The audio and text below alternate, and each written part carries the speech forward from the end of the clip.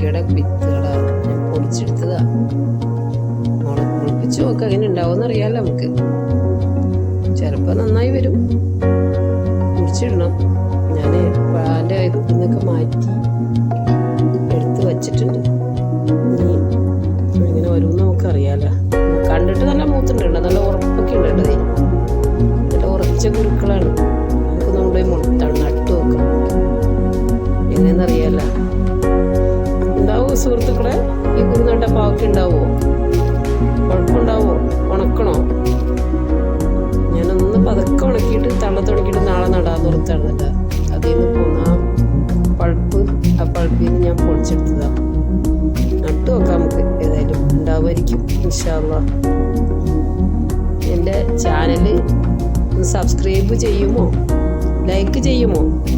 ഞാനൊരു കഴിഞ്ഞൊരു വീഡിയോ ഇട്ടിരുന്നു ഇന്ന് തന്നെ, പാവക്കയുടെയും പടവലങ്ങയുടെ ഒക്കെ.